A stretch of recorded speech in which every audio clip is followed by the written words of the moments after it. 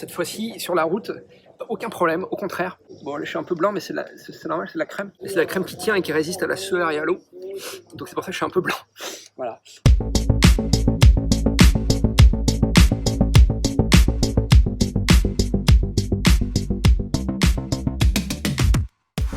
Il fait chaud là, La Bondi 6, Hoka One One.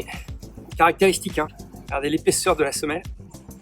Très caractéristique. C'est une des chaussures dont la géométrie est la plus parlante et la plus criante du DNA de Hoka One One, avec une semelle intermédiaire qui est très épaisse pour vous procurer un amorti maximal.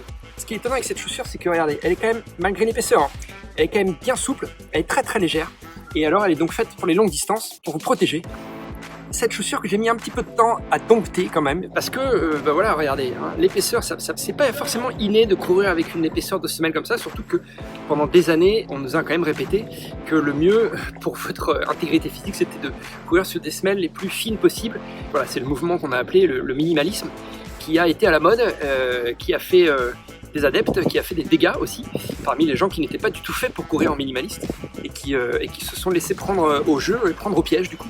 Voilà, Hoka a été complètement à contresens de ce mouvement-là, et a proposé des chaussures avec une épaisse semelle, faite pour préserver votre intégrité physique sur les très longues distances. En tout cas, cette chaussure, la Bondi 6, peu importe que vous attaquiez par le talon à plat, par l'avant-pied, par le médio-pied sous les métatarses, vous avez suffisamment d'amorti de partout pour qu'elle joue son rôle pleinement et qu'elle vous apporte ce confort et cette sécurité. Et évidemment, hein, ça fonctionne pourquoi? Ça fonctionne parce que la chaussure est très légère. La tige est très respirante parce que là, vous voyez, il fait très chaud aujourd'hui.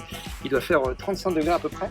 Toute cette partie-là, c'est très aéré, c'est très fin, c'est très agréable. Et si vous n'êtes pas une bombe absolue, vous pouvez très bien la porter sur courte distance pour faire un chrono tout à fait honorable. Voilà, moi c'est une chaussure maintenant que je peux mettre sur n'importe quelle distance à l'entraînement parce que je suis hyper bien, hyper confort. Alors il y a juste un truc quand même, un truc typique d'Hoka One One, c'est le manque de largeur à ce niveau-là. Voilà. On le voit pas forcément, mais c'est ce qu'on appelle le siège baquet, le phénomène du siège baquet chez Hoka One One, c'est classique. Toute cette pellicule bleue là qui est une mousse un peu différente, le pied il rentre, il est à l'intérieur, le pied est pas posé dessus, hein. C'est l'effet siège baquet, voilà. C'est pas moi qui ai inventé ce terme, hein, c'est un terme qui vient de Hoka One One. Et en fait, eh bien, il y a une structure et qui est rigide et qui du coup compresse à cet endroit-là. Précisément ici, là, pas ici, hein. À l'avant-pied ça va, vous avez suffisamment d'espace pour les orteils, mais c'est ici, sur les côtés, de chaque côté, ici, vraiment c'est vraiment deux points là, ici, là, ça m'a fait un peu mal au départ, ça me fait de moins en moins mal maintenant, parce que je pense que mon pied s'est fait à la chaussure et la chaussure s'est fait à mon pied, c'est-à-dire que je l'ai élargi un peu, je l'ai un peu cassé, la chaussure, comme on dit, hein, c'est le terme, je l'ai un peu cassé ici, là, et donc elle me va beaucoup mieux, mais les premières sorties c'était un peu difficile, c'était un peu douloureux, voilà. Malheureusement, en France, il y a moins de modèles qui sont distribués en wide qu'aux États-Unis. Bondi 6, deuxième test, positif là, cette fois sur la route. Franchement, j'ai l'impression parfois que je peux continuer longtemps. C'est-à-dire que je marche un peu comme dans un nuage. Et ça reste dynamique, hein. C'est pas du tout marshmallow, hein, c'est pas du tout une chaussure dans laquelle vous vous enfoncez, une semelle dans laquelle vous vous enfoncez et vous ne ressortez pas. On s'enfonce, c'est moelleux, ça amortit bien, mais voilà, c'est résilient.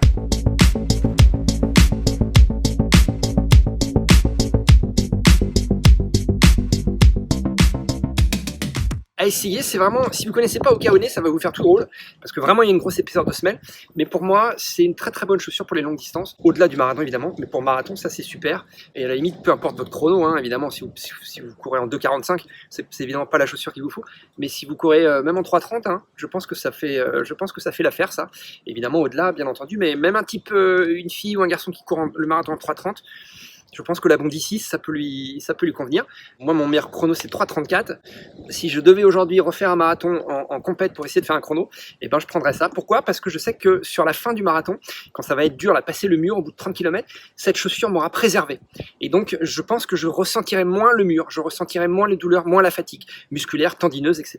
C'est à ça que ça sert, Hoka One One, hein. C'est à vous préserver, c'est à vous protéger. Cette chaussure, elle me porte, je me sens soutenu. Voilà, je me sens aidé, je me sens protégé. J'ai l'impression d'avoir un partenaire d'entraînement à travers cette chaussure et ça fait, voilà, c'est très agréable.